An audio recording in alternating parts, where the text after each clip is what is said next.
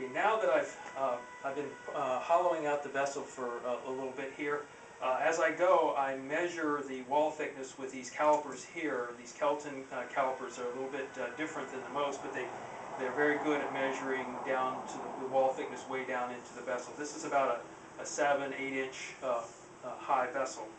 It looks pretty good. So what I want to do now is show you a couple things that I've done. One thing is that as I turn down hollow out the vessel, I start at the top and I work my way down. That way, as the walls begin to flex in the hollow vessel, the wood underneath here will support the actual walls and to keep them from flexing as much.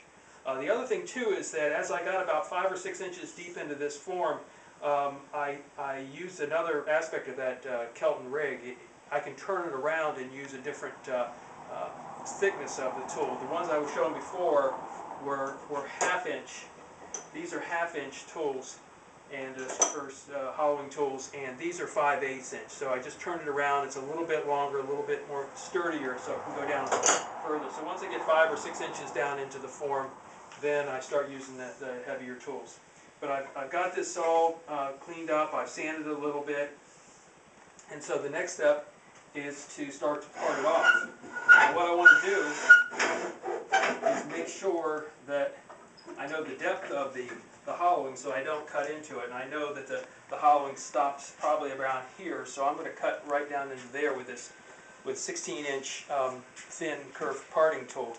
And if you come around on this side here, and you can see I'm going to angle it a little bit towards the top of the form so that when I'm done it'll be a little bit of concave. You want concave on the bottom of the form so it won't rock when you get done. So I'm going to turn this on.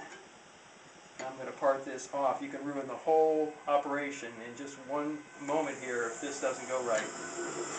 So here we go. Pull it down just a little bit.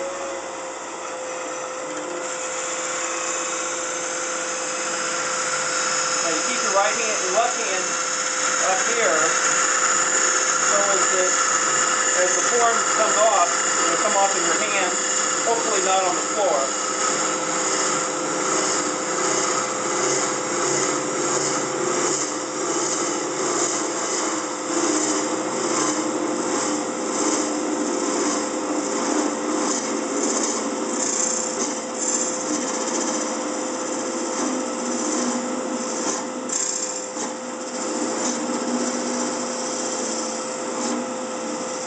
It'll start to flutter, and it comes off. I'll turn that off. You can see the bottom. That's really good. There's just that little dimple in the bottom, and then in my next step here is I'll put this on the headstock, and I'll clean that up and sand it off, and we should be about done.